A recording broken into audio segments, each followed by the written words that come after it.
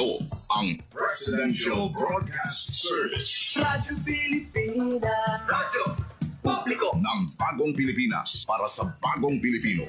Naghahatid ng mahahalagang balita at impormasyon na guugnay ng pamahalaan sa sambayanan. Tulay sa himpapawid ng serbisyo publiko. Radyo Pilipinas. Radyo Publiko. Ang boses ng Pangulo. Sa Iloilo, Radyo Pilipinas. 585 AM. Philippine Standard Time, alas 4:01. Gikan sa hulog balitaan sa PBS, Radyo Pilipinas, Iloilo. Gintipon sa bukos na pwersa sa News and Public Affairs Division. Mga pagsaysay sa mga hitabo o aksyon, mga pananawan, kag desisyon, mga hibubunod sa napituhan na sektor, mga danagpong nga balita, diri sa Iloilo, at mga bahin sa Kabisayan nagkatungdan. Mga balita nga natipon sa sunod sa nagligad ng 24 oras. Inyo mapatian sa Headliners Boss. Kagkaroon, yari ang inyong PBS News Team.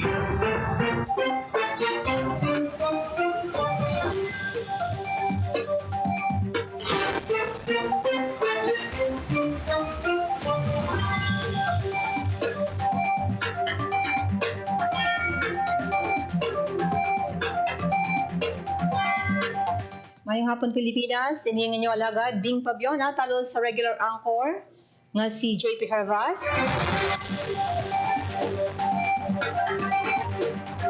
Ini ang headliners boss July 14, 2025.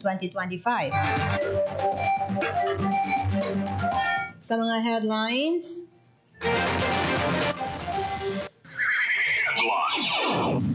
ginpangunahan ni Presidente Ferdinand Marcos Jr. ang groundbreaking ceremonies sang passenger terminal building sa bahin sang Katiklan Airport.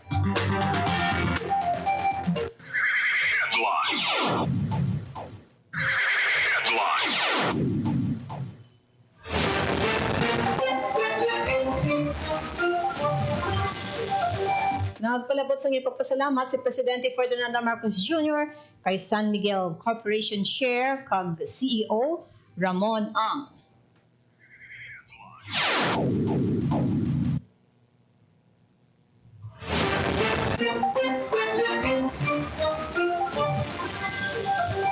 Pag-develop sa Katiklan Airport, kinalauman nga mapasanyog sa lokal, sa ekonomiya kag turismo, suno sa pila ka mga alkalde sa probinsya.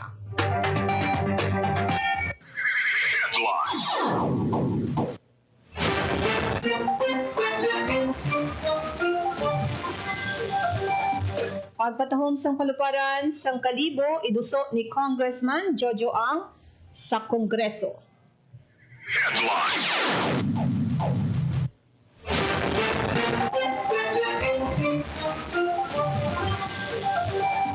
District Representative Florencio Miraflores sang Aklan naghatag sini sang iya sa iyang pagpasalamat sa presidente bangod sang patindog sining passenger terminal building sa Navas, Aklan.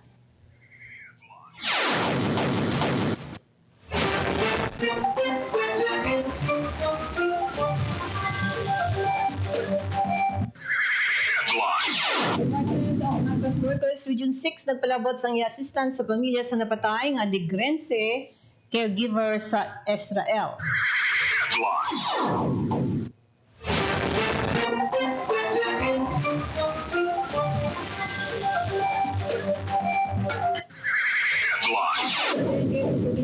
Ito naglapot na sa masobra 2,600.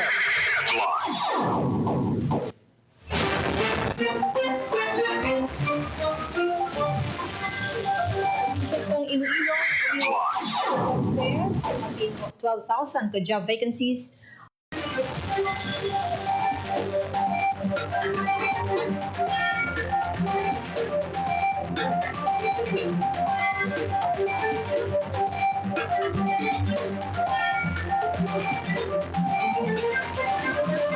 Sa kaundan sa mga balita, naglabot na sa unang palabot sa iya pagpasalamat si Presidente Ferdinand Marcos Jr. kay San Miguel Corporation Chair kag CEO Ramon Ang Sa dugang sini nga mga impormasyon, ginpangunahan sa presidente ang groundbreaking ceremony sang tukuron nga passenger terminal building sa Godofredo Ramos Airport ukon Katiklan Airport. Kaupod sa presidente sanday DOTR o Department of Transportation Secretary Vince Dizon, Department of Energy Secretary Sharon Garin, kag Ramon ang chairman kag chief executive officer sang San Miguel Corporation nga majority stakeholders sang paluparan. Ang tukuron nga building ang ginalauman nga mapanami sang passenger experience kag mapataas pa sang tourist arrival sa paluparan nga nagaserbe gateway sa sikat nga isla sang Boracay. Radyo Pilipinas. Ang pagpahayag sini tukod sang terminal sang Katiklan Airport, magaserbe nga main gateway sa Boracay Island Katiklan Airport, ang pinaka-practical nga transit option para sa mga bisita sa paglabot sini sa popular nga beach destination nga Boracay. Sa sini nga lokasyon sa Municipality of Malay, north of Aklan, nagapahamtang ini sa mga turista sa pagsakay sa ferry padulong sa Boracay. Ang duha ka story passenger terminal building may yara sang total floor area nga 36,470 square meters nga may 6 ka mga passenger boarding bridges kag 36 ka individual check-in counters. Ang projected nga mag-handle sini 7 ka milyon ka mga pasahero kada tuig nga may kapasidad nga 3,000 passengers sa anuman nga adlaw. Ang target completion sing date nagalabot sa 2027. Ang Mega Wide Construction Corporation secured sang kontrata sini sang 2024 kag ang design kag ang pagpatindog sang bago nga Katiklan Port Terminal Building. Ang airport pinagyahan kag gina-operate sang Trans Air Development Holdings Corporation, ang subsidiary sang San Miguel Corporation.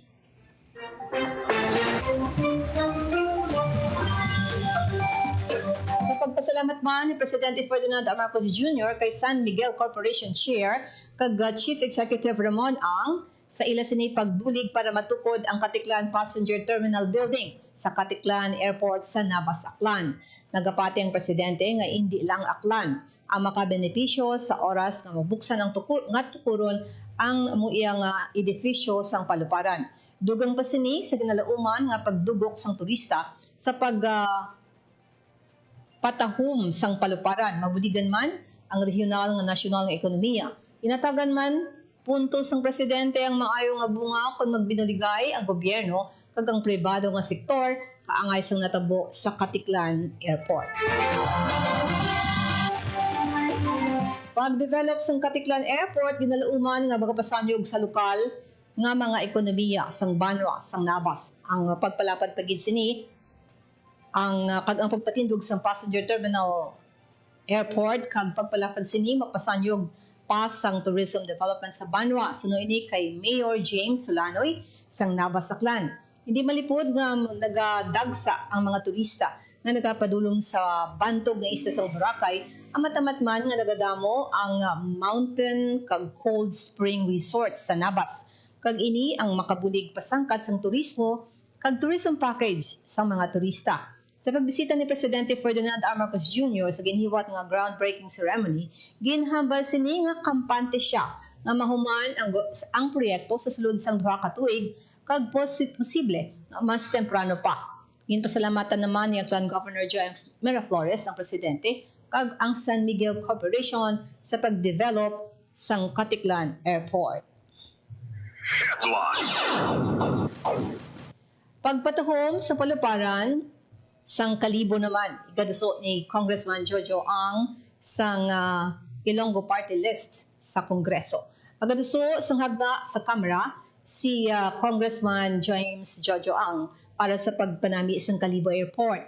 Ang plano ginapabutyag sang mamalitha kasunod ini sang pagtambong sa ginhiwat ng groundbreaking ceremony sang Katiklan Passenger Terminal Building sa Katiklan Airport sa Navas, Aklan.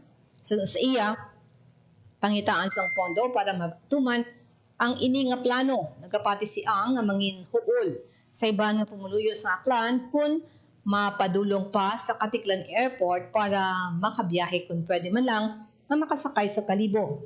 Payag dugang siyang tiglawas ang Uswag Ilonggo nga hindi dapat mapabayan ang Kalibo sa pihak sang mga development sa bahin sang Malay Aklan. Nagpaabot sa pagpasalamat si Presidente Ferdinand Marcos Jr.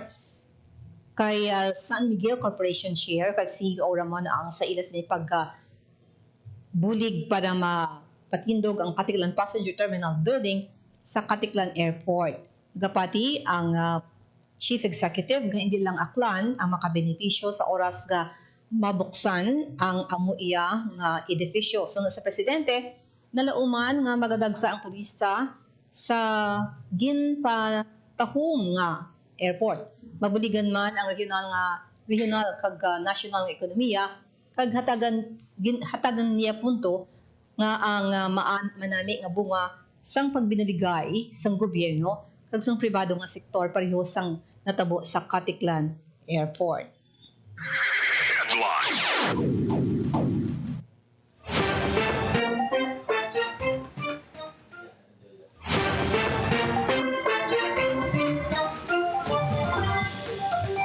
Sunod naman kay Congressman Mera Flores ng Aklan, nga dako nga bulig ang proyekto para mapabaskog ang turismo sa Aklan, ilabi na ang ilas ng airport nga Sebel Gateway, padulong naman sa sikat ng isla sang Boracay. Magluwas sa pagpatahom sang airport, ginaduso man ni Congressman Mera Flores ang pagpatindog sang cruise port sa pagpatod sini nga makabulig para sa pagdamo pagidugang sang mga turista hindi lang sa Boracay kundi sa iban pang atraksyon sa pungsod. Ang Department of Migrant Workers Region 6 magapalabot sang ila sini nga bulig sa pamilya sang napatay nga Negrense caregiver sa bahin sang Israel. Yari ang report ni Miriam Grace Ariñeta. Magapalabos ang assistance ang Department of Migrant Workers o kang DMW6 sa pamilya sa overseas Filipino worker caregiver gikan sa Negros Occidental nga napatay sa Israel matapos ang Iranian missile attack kung sa diin naigo ang balay nga ginatiniran sini. Sa interview sa Radyo Pilipinas Iloilo kay Glenda Aligonza, Regional Director sa DMW6, nagahatag sa bulig pinansyal ang ahensya balay 100,000 pesos sa idalom sang action fund sa pamilya sa nagtaliwa nga caregiver nga si Leila Mosquera. Dugang pa ni Aligonza nga magkakagtumar personal ang DMW sa punuan sang caregiver sa Negros Occidental. Matandaan nga Sunday sa Facebook post ang Philippine Embassy in Israel sa Hulyo 13 ginkumpirma sang oto ni Mosquera nga si Mayjoy nga isa man ka OFW sa Israel ang pagtaliwa sa iya udod matapos ang halos isa ka bulan nga pagpakigbato para sa iya kabuhi. Pero kisis ang naigat sa missile ang ginatiniran nga flat sa OFW sa Rehovot, Israel. Gindala sa ospital si Mosquera kadin paidalon sa multiple surgeries kag nagtinira sa pila pa ka semana sa intensive care unit ante siya nagtaliwan. Nagasaulog patani si Mosquera sa iya ika-50 nga kaadlawan sa Hulyo 29. Samtang sandig sa direktiba ng Presidente Ferdinand R. Marcos Jr., sabdo naman sa gobyerno ang tanan nga gasto halin sa repatriation, local transport, funeral kag burial expenses lakip ang bulig sa utod sini. Para sa Bagong Pilipinas, Marian Grace Ariñeta, Radyo Pilipinas, Radyo Publiko.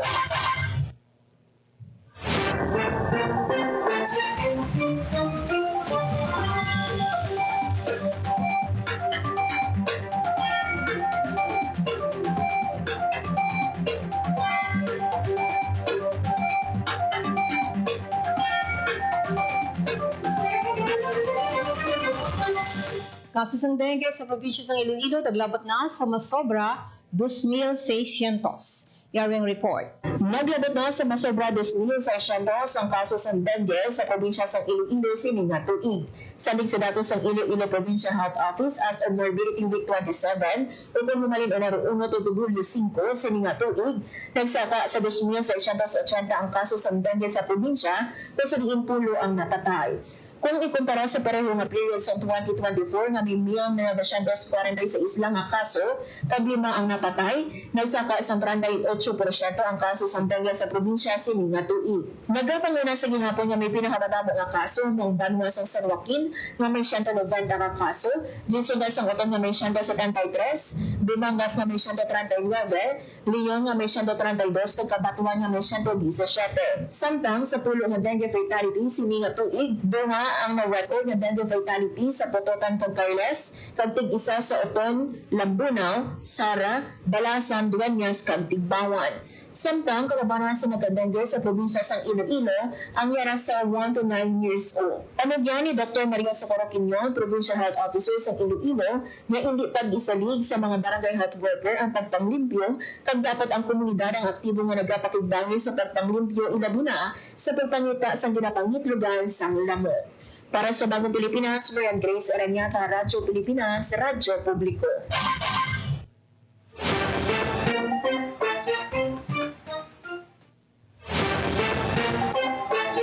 Probinsya sang Iloilo magahiwat sang mega job fair kapin 2,000 ka mga job vacancies kag job orders sarang applyan. Yari ang report ni Miriam Grace Aranyata. Magahiwan sa isa kadako nga job fair ang Iloilo Provincial Government pinaagi sa Public Employment Service Office sa Biyernes, Hulyo 18. Hiwatan ang mega job fair sa Robinsons Haro, Iloilo City, humanin na sa aga tugtog alas 3 sa hapon. Gimpahayag ni Cynthia Dario, Head sa Peso Iloilo, nga may 73 ka lokal nga kumpanya ang mag-autod sa job fair, siyam ka BPO, 20 ka overseas company kag mag-autod man ang Philippine Army kag ang Human Resource Management Division sa probinsya. Pangayag pa ni Dario nga may masobra sa 3,500 ka local job vacancy kag masobra sa 8,400 ka overseas job vacancy ang sarang applyan sa mga nagapangita sang obra.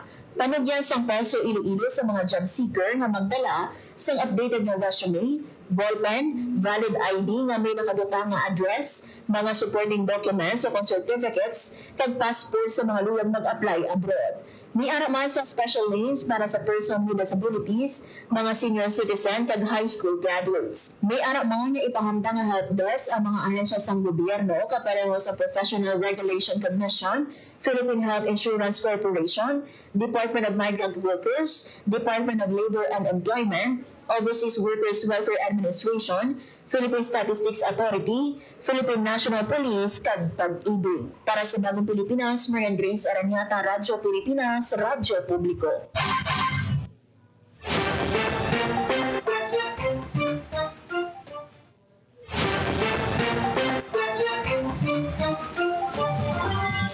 Sa dugang nga mga balita, mag-apply na sang pragkisa, nagkapanawagon ng Iloilo City Government pinaagi ni sa Traffic Management o Traffic and Transportation Management Office sa mga tricycle driver nga magbiyahe sa legal nga pamaagi. Hinahingiyo sang TTMO ang mga kolorom nga sikasuho na ang prangkisa agud hindi sila pagdakpon kag multahan. Suno kay TTMO Chief Oldarico Garbanzo may ara sang kabugusan nga 2,667 authorized units nga gin-award sa 33 ka tricycle routes sa syudad. Kag sa karon may ara pa sang 500 ka slots nga mahimo applyan sang prangkisa.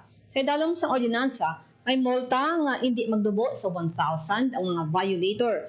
Dugang pagiyid nga 1,000 pesos sa mga nagapamasahero nga tricycle kung wala sang valid franchise kag motorized tricycle operators permit kag ang iban pa nga posible penalidad.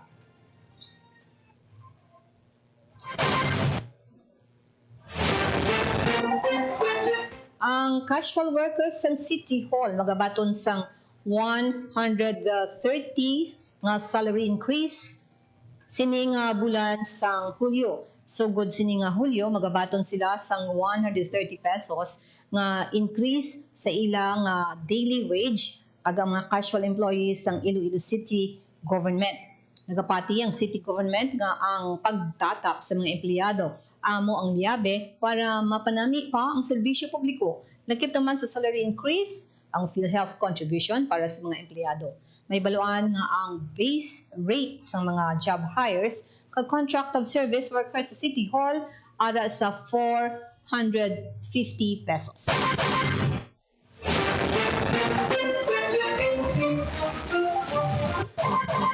Nagsumpa na si Congresswoman Sharon Garin bilang bagong Department of Energy Secretary. Nagsumpa na sa atubang ni Presidente Ferdinand R. Marcos Jr. sa Malacanang Palace si Atty. Sharon Garin bilang bagong Department of Energy Secretary sa July 14 o konsubong iyang adlaw. Antes ang i-appointment ng OIC anay si Garin sang ahensya umpisa May 2025 na appointment siya bilang Undersecretary kag nangin chairperson sa Nuclear Energy Program Coordinating Committee, head sa Financial and Legal Services, kag Department's Legislative Liaison. Alin sang 2010 ug 2022, si Secretary Garin nagserbi man nga House of Representatives. Naibaluan nga si Garin isa ka abogada kag certified public accountant. Nagbisita sa Antique Provincial Capital ang Philippine Air Force kag nag-courtesy visit kay Governor Paulo Javier sa iya sining opisina. Ang Philippine Air Force nag-recruit sa mga Antiqueño nga mangin reservists. Iwatang recruitment sa San Jose de Benavista sa July 26. Sa karon, wala pa sang Philippine Air Force reservist nga nakabase sa Antique. Nagpahayag naman sa iya interest si Governor Javier. Ipatuman na sang More Electric and Power Corporation ang smart metering matapos nga ginpirmahan sini ang Memorandum of Agreement kaupod ang Electro Premier Venture International Incorporated para sa ila pilot project nga Advanced Metering Infrastructure System sa pila ka konsumidor sa Iloilo City. Madumduman nagpagawa sang desisyon ng Energy Regulatory Commission sang April 12, 2016 tuhoy sa pagpatuman sa mga pagsunundan para sa AMI system sang distribution utilities kag ERC, authorized entities, kag nakabase diri ang pagpatuman sang proyekto sa diin, iga-install ang smart meters sa nasakupan ng franchise area para sa advanced metering infrastructure. Ginhimo ang pilot project agud maplastar ang program delivery plan kag mahibaluan ang mga kinahanglanon kabahin ang pagplano sang cost estimation kag iban pa. Ginpirmahan ang kasugtanan sa tunga sang presidente kag CEO sang More Electric and Power Corporation nga si Roel Castro kag Attorney Rica Gatchalian, presidente sang Electro Premier Venture International Incorporated. Isa ka kilala nga kompanya sa pungsod ang Electro Premier Venture International Incorporated nga nagasupply sa mga electrical power equipment kag technology solutions kabahin man ang mga dekalidad nga metering systems. Napahayag sa kasugdanan nga ang Electro Premier Venture International Incorporated ang ma-install kag baplastar sang end-to-end AMI systems. Kabahin diri ang head-end systems kag communication infrastructure sa diit lakip ang 90 ka single-phase smart meters para sa residential consumers kag napulo ka units sang 3-phase smart meters para sa commercial.